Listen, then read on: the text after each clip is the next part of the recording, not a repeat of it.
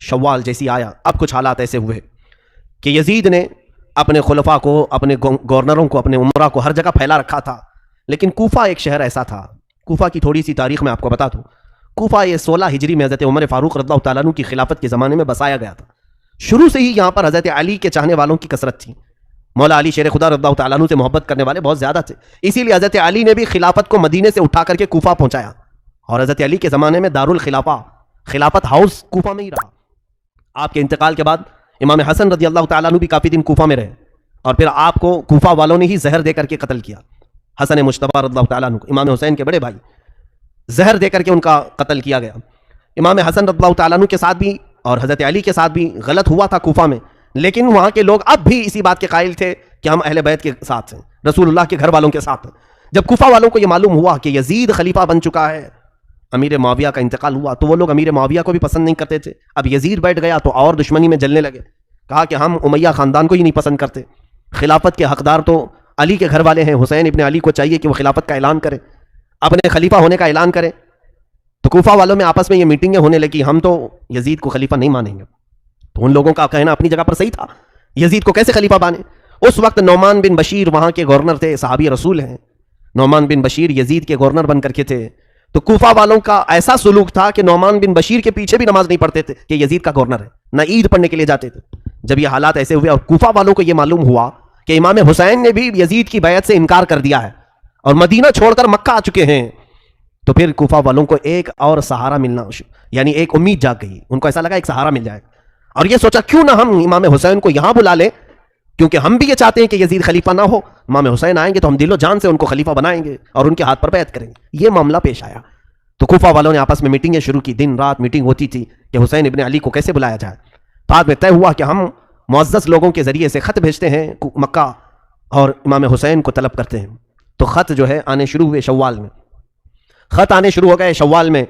کوفہ والوں کے پہلے 3 خط آئے، اس میں لکھا گیا تھا کہ اے علی مرتضیٰ کے شہزادے فاطمہ کے لاڈلے حسین، ہم نے سنا ہے کہ آپ نے یزید کی بیعت کا انکار کیا ہے اور آپ مکہ آ چکے ہیں، لہٰذا ہم یہ چاہتے ہیں کہ آپ کوفہ آ جائیں. کوفہ آپ کے والد گرامی مولا علی شیر خدا کا دارالخلافہ تھا، آپ اسی خلافت کو آگے بڑھائیں، ہم سب آپ کے ساتھ ہیں.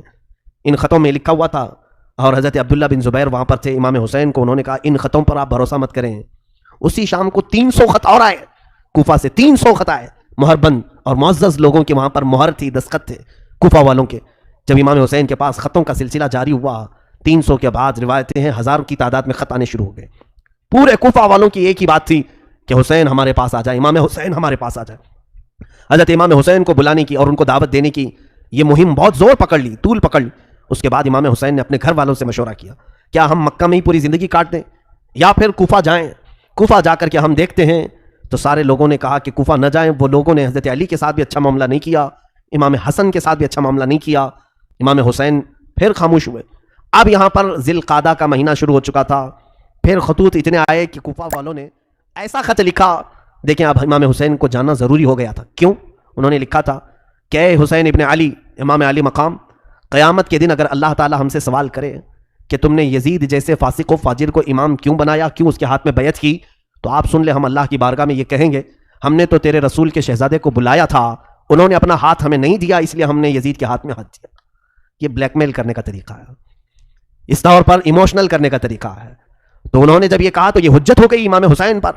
حضرت امام حسین نے کہا میرے اوپر اب جانا واجب ہو گیا ہے، کیونکہ ظاہر سی بات ہے کوفہ والے ایک ظالم و جابر کے خلاف کھڑے ہیں. تو جو سمجھتا ہے کہ ظالم کے ہاتھ میں ہاتھ نہیں دینا چاہیے، اسے چاہیے کہ وہ اپنا ہاتھ ان کے سامنے بڑھائے. ظاہر سی بات ہے اصول اور طریقہ یہی ہے کہ اگر کوئی گندے پانی کا گلاس لے کر پکڑا اور پی رہا ہے تو آپ کا فرض بنتا ہے آپ اس کو روکیں، آپ اس کو روکیں. لیکن روکنے کا طریقہ کیا ہے؟ آپ ایک اچھے پانی کا گلاس اس کو دیں اور وہ پانی پھینکنے کا حکم دیں، وہ پھینک دے گا اور آپ کے پاس کا اچھا پانی پی لے گا. اور اگر آپ اچھا پانی بھی نہیں دے رہے اور اس کو برائی سے روک بھی رہے ہیں، برے پانی سے، وہ پیاسا ہے پی لے گا. یہ اصول ہے، یہ دستور ہے. حسین اعظم رضی اللہ تعالیٰ عنہ جب یزید کی بیعت کا انکار کر چکے تھے تو ظاہر سی بات ہے اچھا خلیفہ بھی دینا آپ کی ذمہ داری ہو گئی تھی، اور اس کے سب سے زیادہ حقدار امام حسین تھے. حضرت حسین رضی اللہ تعالیٰ عنہ نے جب یہ کام مجھ پر جانا واجب ہے تو بعض معزز صحابہ مکہ کے انہوں نے مشورہ کیا کہ پہلے آپ اپنے خاندان میں سے کسی بھروسے مند معتمد آدمی کو کوفہ بھیجیں، اگر وہ وہاں کے حالات لکھ کر آپ کے پاس بھیج دے آپ کوفہ چلے جائیں. تب میرے آقا امام علی مقام حسین اعظم رضی اللہ تعالیٰ عنہ نے اپنے خاندان میں حضرت امام مسلم بن عقیل، اپنے چچا کے بیٹے حضرت علی کے بھائی تھے عقیل، سگے بھائی تھے، ان کے بیٹے امام مسلم، یعنی امام مسلم امام حسین کے چچیرے بھائی تھے، چچیرے بھائی۔ امام مسلم کو بلایا، کہا کہ میرے بھائی میں چاہتا ہوں کہ آپ کوفہ جائیں اور وہاں کے حالات دیکھ کر کے مجھے لکھ بھیجو، جیسے حالات ہوں گے میں سفر کروں گا۔ امام مسلم بن عقیل نے کہا ٹھیک ہے حضور، آپ کا حکم جیسا ہوگا میں چلتا ہوں۔ دوسرے دن وہ رخت سفر باندھ رہے تھے، ان کے 2 ننھے سے شہزادے ساتھ میں تھے۔ تاریخ کی سچائیاں آج بھی خون کے آنسو رلا دیتی ہیں۔ محمد اور ابراہیم 2 ننھے شہزادے باپ سے بہت زیادہ لگاؤ رکھتے تھے۔ امام مسلم ان کے 2 بیٹے محمد اور ابراہیم، جن کی عمروں میں اختلاف ہے، بعض نے لکھا ہے 8 اور 9 سال کی عمر کے تھے، وہ باپ کو چھوڑ کر رہتے نہیں تھے۔ تو امام مسلم نے کہا امام علی مقام سے کہ یہ ماں کو میرے بغیر ستائیں گے، پریشان کریں گے، سفر میں انہیں اپنے ساتھ لیتا ہوں۔ اجازت دی گئی، دونوں شہزادوں کو لے کر نکل پڑے۔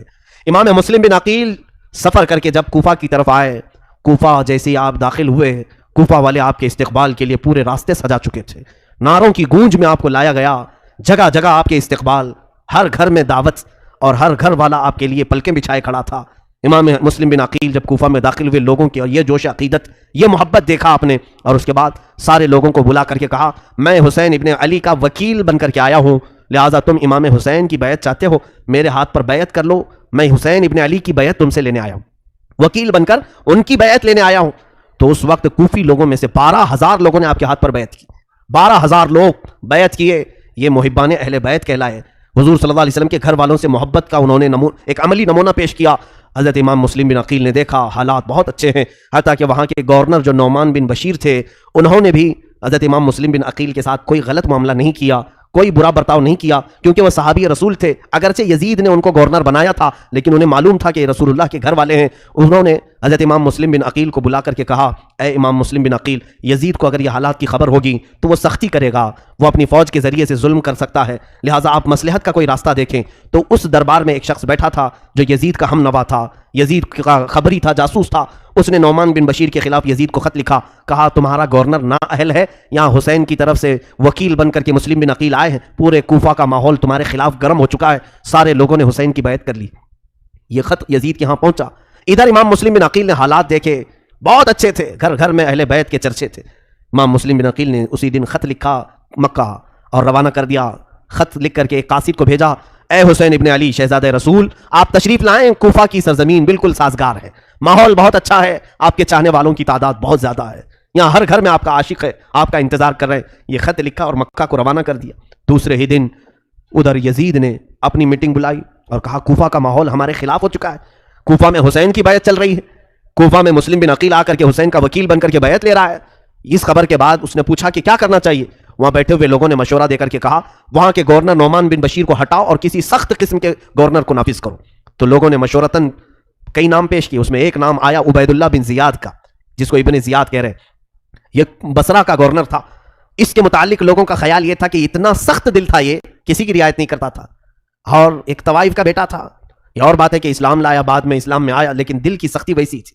ایک بات یاد رکھیں، میں نے کافی دن قبل یہ بات عرض کی تھی، حلالی اور حرامی ہونے کا ثبوت اسی سے ملتا ہے، جو بزرگوں کے متعلق ادب کا لہجہ رکھتا ہے اس کے حلال ہونے کا ثبوت ہے، اور جو بزرگوں کے خلاف بکتا ہے یا بے ادبی کا اظہار کرتا ہے اس کے نطفے میں شک ہوتا ہے، وہ صحیح طریقے سے دنیا میں نہیں آیا۔ بہرحال عبید اللہ بن زیاد سخت قسم کا گورنر تھا۔ یزید نے اسے پیغام بھیجا کہ تو بصرہ چھوڑ اور کوفہ کی گورنری لے، نعمان بن بشیر کو معزول کر اور تو وہاں کی گورنری کو سنبھال، اور مسلم بن عقیل کے ہاتھ میں جتنوں نے بیعت کیا اس ماحول کو پورا بدل ڈال، میری بیعت لے لے سب کے ساتھ۔ تو یہ عبید اللہ بن زیاد کو حالات معلوم ہو گئے کوفہ کے، یہ اپنے ساتھ 20-25 لوگوں کو لے کر بصرہ سے نکل کر کوفہ آیا۔ مغرب اور عشاء کا وقت تھا، بیچ کے رات کے وقت مدینے سے آنے والا جو راستہ تھا، مکہ سے آنے والا جو راستہ تھا، اس راستے سے یہ کوفہ میں داخل ہوا۔ لوگوں کو ایسا لگا کہ امام حسین آ گئے، امام حسین آنے والے تھے، کیونکہ خط بھی جا چکا تھا، امام مسلم بن عقیل نے بلا بھی لیا تھا امام حسین کو، تو لوگوں کو لگا کہ امام حسین آ گئے، اور یہ حجازی لباس بھی پہن کر کے عبید اللہ بن زیاد مکار، دھوکہ دینے کے لیے، اس لیے کہ اگر یہ کھلے عام آتا تو اس کو پکڑ کے مارتے، لوگ داخل ہونے نہیں دیتے کوفہ میں، پورے کوفہ والے اس وقت امام حسین کی محبت میں تھے۔ تو یہ اس طرح جھوٹ کے راستے سے داخل ہوا اور سیدھے گورنر ہاؤس میں داخل ہوا۔ اندر جا کر کے لوگوں کی بھیڑ تھی، یہ چہرے پر نقاب ڈالے ہوئے چلا جا رہا تھا، اونٹ پر بیٹھا تھا، لوگ نعرے لگا رہے تھے امام حسین ابن علی کے، لیکن یہ مردود کسی کو جواب نہیں دیتا تھا۔ بھیڑ بہت اکٹھا ہو گئی، گورنر ہاؤس میں اندر داخل ہو کر چھت پر کھڑا ہوا اور اس نے اعلان کیا، اے لوگوں، میں حسین نہیں ہوں، میں امیر عبید اللہ بن زیاد یزید کا گورنر بن کر کے آیا ہوں، اور تمہارا پرانا جو گورنر تھا نعمان بن بشیر، اسے معزول کیا جاتا ہے۔ اتنا سننے کے بعد لوگ بپھر گئے، مایوس ہو گئے کہ اب گورنر بھی بدلا ہے، کچھ تو نیت خراب ہے۔ اور اس کی سختیاں لوگوں کو معلوم تھی. یہ جبر کرتا تھا, ظلم کرتا تھا, کسی کو اپنے سامنے کوئی رعایت نہیں دیتا تھا. تو عبید اللہ بن زیاد نے سب سے پہلے کیا کیا, اس نے دیکھا کہ کوفہ میں جو کسی خاندان کا سردار تھا, قبیلے کا بڑا آدمی تھا, دوسرے دن سب کو بلایا اور بلا کر کے ایک بہت زوردار تقریر کیا, خبردار جتنے لوگوں نے مسلم بن عقیل کے ہاتھ میں بیعت کی سب توڑ دو, میں یزید کی طرف سے گورنر بن کر کے آیا ہوں, اور اگر تم نے ایسا نہیں کیا تو تمہارے ساتھ میری تلوار کا مقابلہ ہوگا. سبوں نے جواب دیا کہ اے ابن زیاد, اگر تو نے تلوار اٹھانے کی غلطی کی تو پھر ہماری تلواریں بھی تیرا مقابلہ کریں گی. اس کے ساتھ بہت بحث ہوئی. اس نے اتنے جتنے لوگ وہاں آئے تھے ان کو اپنے فوجیوں کے ذریعے سے گرفتار کر لیا اور گورنر ہاؤس میں بند کر دیا. حضرت مسلم بن عقیل رضی اللہ تعالیٰ مختار بن عبید ان کے گھر میں قیام پذیر تھے, اور ان کے بعد پھر حضرت ہانی بن عروہ ایک صحابی تھے, ان کے گھر میں آپ قیام کر رہے تھے. ہانی بن عروہ ایک بڑی عمر کے معزز خاندان سے تعلق رکھنے والے بنی مزعج قبیلے کے شخص تھے, سردار تھے. ہانی بن عروہ نے کسی کو نہیں بتایا کہ امام مسلم بن عقیل وہاں ہیں. امام مسلم کے ساتھ اب حالات کیا ہوئے دیکھیے. دوسرے دن امام مسلم بن عقیل نے پورے کوفہ والوں کو آواز دی, کہا کہ اے کوفہ والوں چلو اور گورنر ہاؤس کا گھیراؤ کرتے ہیں. اس وقت آپ کی آواز پر 30,000 لوگ جمع ہوئے, اور عبید اللہ بن زیاد گورنر ہاؤس میں ہے, پورا گورنر ہاؤس گھیراؤ کیا. امام مسلم بن عقیل اگر صرف ایک اعلان کرتے تو اینٹ سے اینٹ بجا دیتے, اسی دن اس کا خاتمہ ہوتا. لیکن یہ اہل بیت کا گھرانہ ہے, خون پسند نہیں کرتے, اور خاص طور پر مسلمانوں میں کیسے پسند کریں. امام مسلم بن عقیل نے سوچا کہ بات چیت سے معاملہ حل کروں. عبید اللہ بن زیاد کو پکارا اور کہا کہ اگر تو کوفہ والوں کے ساتھ سختی کرے گا تو ہم تیرے ساتھ سختی کریں گے.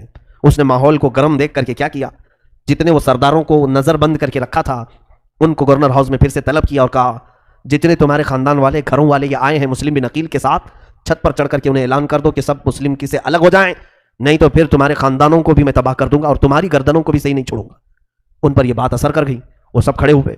ان کے خاندانوں والے بہت سارے تھے مسلم بن عقیل کے ساتھ, تو سبوں نے چھت پر کھڑے ہو کر کے کہا کہ اے لوگوں, اگر ہماری جان کی امان چاہتے ہو تو چھوڑ کے ہٹ جاؤ, امام مسلم بن عقیل کے سے ہٹ جاؤ. یہ عبید اللہ بن زیاد اور یزید بہت سخت ہیں, تمہیں بھی مار ڈالیں گے, ہمیں بھی مار ڈالیں گے. ان لوگوں کو جب چھت پر چڑھے ہوئے دیکھا تو سب کی نیتیں بدل گئیں, ارادے بدل گئے, سب منتشر ہو گئے. یہاں تک کہ روایت میں امام مسلم بن عقیل اس دن شام میں جب مغرب کی نماز اور عشاء کی نماز کوفہ کی جامع مسجد میں پڑھانے کے لیے تھے تو تقریباً 12,000 لوگ آپ کے پیچھے نماز پڑھ رہے تھے. 12,000 لوگ نماز پڑھ رہے تھے. پھر فجر میں جب آپ وہاں نماز کے لیے تھے تو سوائے آپ کے 2 چھوٹے بچوں کے کوئی نہیں تھا صف میں, پوری صفوں میں کوئی نہیں تھا. کوفہ والے اچانک تبدیل ہو گئے. اسی لیے آج تک کوفہ کا نام اتنا بدنام ہے کہ دھوکہ دینے والے کو کوفی کہا جاتا ہے, غدار آدمی کو کوفی کہا جاتا ہے. کوفہ والوں نے رسول اللہ کے گھر والوں کو اچانک چھوڑ دیا بیچ راستے میں. امام مسلم بن عقیل نے کہا ہائے محرومی اس حالت میں ان لوگوں نے لایا, وہ کہاں ہیں وہ نعرے, وہ کہاں ہیں وہ خطوط جو لکھے جا رہے تھے. امام مسلم بن عقیل نے حالات کا مشاہدہ کیا اور ہانی بن عروہ کے گھر میں نظر بند ہو گئے. اب عبید اللہ بن زیاد نے تلاش جاری کروا دی کہ ڈھونڈ کر کے لاؤ کہ مسلم بن عقیل ہے کہاں. کسی کو نہیں مل رہے تھے. ایک جاسوس معقل نام کا غلام تھا, شامی غلام, اس کو کچھ پیسے دے کر کے اس نے جاسوسی کے ساتھ ڈھونڈنا شروع کیا. اس نے ایک معزز شخص کو پکڑا اور کہا کہ میں اہل بیت کا سچا عاشق ہوں, سنا ہے امام مسلم بن عقیل کوفہ میں ہیں, میں ان کو کچھ ہدیہ دینے کے لیے آیا ہوں, میں مدینے سے آیا ہوں. تو انہوں نے خیر خواہ سمجھا اور وہ لے جا کر کے ہانی بن عروہ کے گھر اسے پہنچایا. وہ معقل نام کا غلام ہانی بن عروہ کے گھر گیا. حضرت ہانی بن عروہ نے پوچھا کہ کیوں آئے ہو. وہ روتے دھوتے کہنے لگا سنا امام مسلم بن عقیل بڑی تکلیفوں میں آ گئے, میں اہل بیت کا بڑا عاشق ہوں, میں ان کو کچھ نذرانے دینے آیا ہوں, کچھ سونے کے سکے اشرفیاں لے کر کے آیا تھا. ہانی بن عروہ نے اس کو بھی محب اہل بیت سمجھ کر اندر لے گئے, خاص کمرے میں امام مسلم بن عقیل سے ملاقات کروائی. علم نہیں ہوگا کون بتائے گا, لیکن جب وہاں پہنچے سلام کیا تو اس نے جواب نہیں دیا. ہانی بن عروہ کو سیدھے اس نے چلانا شروع کیا جبکہ وہ صحابی تھے. ہانی بن عروہ, کیا تجھے معلوم نہیں کہ تو امیر المومنین کے خلاف بغاوت چھیڑ رکھا ہے, تو اپنے گھر میں ایک باغی شخص کو پناہ دے رکھا ہے اور وہاں پر میٹنگیں کرتا ہے, لوگوں کو اکٹھا کرتا ہے, ہمارے خلاف لڑنے کے لیے طاقت جمع کر رہا ہے. وہ بکتا گیا. ہانی بن عروہ نے کہا نہیں, میں ایسی کوئی سازش میں شریک نہیں ہوں. ہاں البتہ بن عقیل وہ رسول اللہ کے گھر والوں میں سے ہیں, اگر وہ مہمان بن کر میرے گھر میں آئے ہیں تو میں انہیں مہمان ٹھہراؤں گا اور میں ان کی خدمت کروں گا. اس نے کہا ہانی تم مسلم بن عقیل کو ہمارے حوالے کر دو, ہمارے حوالے کر دو. ہانی بن عروہ نے کہا میری پوری زندگی ختم ہو جائے مگر میں اپنے ہاتھوں سے امام مسلم کو تیرے حوالے نہیں کروں گا, تیرے حوالے نہیں کروں گا. امام مسلم بن عقیل کو حوالے کرنے سے انہوں نے انکار کیا تو عبید اللہ بن زیاد نے کہا ہانی تمہیں معلوم نہیں میرے تلوار کی سختیاں. ہانی بن عروہ نے کہا اگر تیرے تلوار کی سختیاں ہیں تو میرے گھر کے افراد بھی تیری اینٹ سے اینٹ بجا دیں گے, میرا قبیلہ بہت بڑا ہے, ہمارے خاندان کے لوگ یہاں پر سب حاضر ہو جائیں گے. اس نے ہانی بن عروہ کو نظر بند کر دیا, قید کر لیا اپنے اندر. ان کے چہرے پر چھڑی سے اتنا مارا گیا تھا کہ زخمی ہو چکے تھے, پورے لہو لہان ہو گئے تھے. ان کی عمر تقریباً 80 سال کی تھی. اتنا زخمی کر کے انہیں نظر بند کر دیا. دوسرے دن کوفہ میں یہ بات مشہور ہو گئی کہ ہانی بن عروہ کو قتل کر دیا گیا ہے. ان کا جو بڑا خاندان تھا وہ سب جمع ہو گئے گورنر ہاؤس پر آ کر کے انہوں نے حملہ کیا. کہا ہانی بن عروہ ہمیں چاہیے. عبید اللہ بن زیاد نے پھر مکاری کی. قاضی شریح جو اس وقت کے مشہور قاضی تھے ان کو بلایا اور کہا کہ ان لوگوں کو گواہی دو. قاضی کی گواہی سارے لوگ مانتے تھے. قاضی کہہ دے چاند ہے تو چاند ہے, قاضی کہے عید ہے تو عید ہے. کہا کہ تم سب کو کہہ دو کہ ہانی بن عروہ زندہ ہیں اور قتل نہیں ہوا ہے, ان لوگوں کو منتشر کر دو. قاضی شریح حضرت ہانی بن عروہ کو دیکھنے کے لیے آئے. ان کی حالت بہت گمبھیر تھی. وہ آ کر کے باہر قاضی شریح نے اعلان کیا. ان کے دل میں نہیں تھا, لیکن عبید اللہ بن زیاد کی سختیاں ایسی تھی کہ ان کے خاندان والوں سے کہا کہ ہانی بن عروہ محفوظ ہیں, قتل نہیں ہوئے. قاضی کی گواہی سن کر کے سب منتشر ہو گئے, چلے گئے. کسی مصلحت کی بنا پر عبید اللہ بن زیاد نے ان کو گورنر ہاؤس میں رکھا ہے. یہ دھوکہ دیا گیا. اب ہوا یہ, امام مسلم بن عقیل کو جب خبر ہوئی کہ ہانی بن عروہ کو اس نے گرفتار کیا ہے اور حالات بہت خراب ہوتے جا رہے ہیں, دوسرے ہی دن اس نے اپنے مکر کو ایسا کیا کہ وہ قبیلہ بنی مزعج کے لوگ سب منتشر ہوئے تو تقریباً کوفہ کے بڑے خاندانوں کے بڑے 12 لوگوں کی گردنیں کاٹ کر ان کے گھروں کے پاس پھینک دیا. پورا کوفہ سہم گیا, ڈر گیا. بڑے بڑے لوگوں کی گردنیں پڑی ہوئی ہیں نالیوں میں, گٹروں میں. خوف کا ماحول قائم کیا, یہ ڈر کا ماحول قائم کیا. سب گھروں میں دبک گئے. گھروں کے دروازے بند تھے, مارکیٹ بند تھی, چکے تھے, بند کر دیتے کہیں یہ ہمارے گھر میں آئے تو آفت نہ آ جائے, ابن زیاد کی سختیاں ہمارے ساتھ نہ آ جائیں. میرے عزیزو, دنیا اتنی تیزی سے بدلتی ہے, بولا نہیں جا سکتا. مطلب کے لوگ ہوتے ہیں, منہ پر تعریف کرنے والوں پر کبھی یقین نہ کرنا کہ یہ تمہاری موت تک ساتھ رہنے والے ہیں.